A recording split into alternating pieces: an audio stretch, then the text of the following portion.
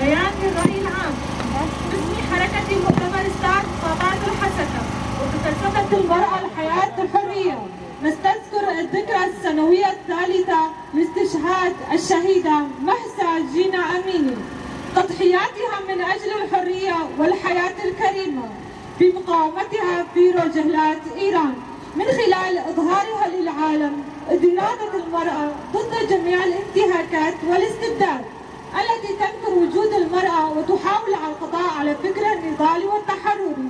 حيث كانت الفتاة الكردية جينا أميني البالغة من العمر 22 عاما قد اعتقلت في 13 أيلول 2022 عندما كانت متوجهة مع ذويها في مدينة سقز في رجلات شرق كردستان إلى طهران لزيارة أقربائها، عندما تعرضت لها دورية ما تسمى شرطة الأخلاق بحجة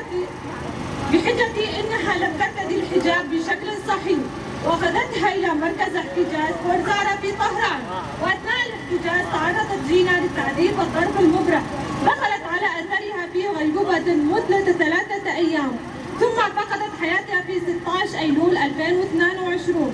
أشعلت باستشهاد جينا أميني موجة من الاحتجاجات الوطنية التي تحدد الحكم الاستبدادي للجمهورية الإسلامية،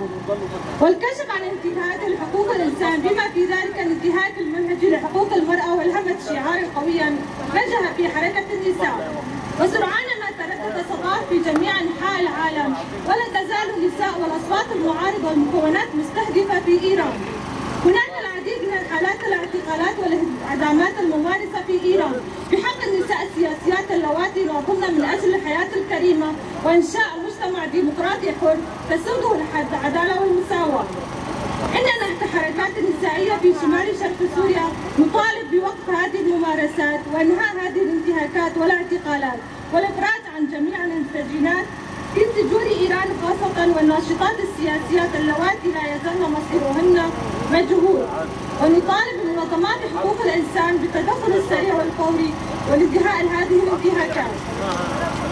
المرأة أساس المجتمع، ويجب حماية جميع حقوقها وحفظ كرامتها لتأمين حياة حرة كريمة وإنشاء مجتمع حر ديمقراطي.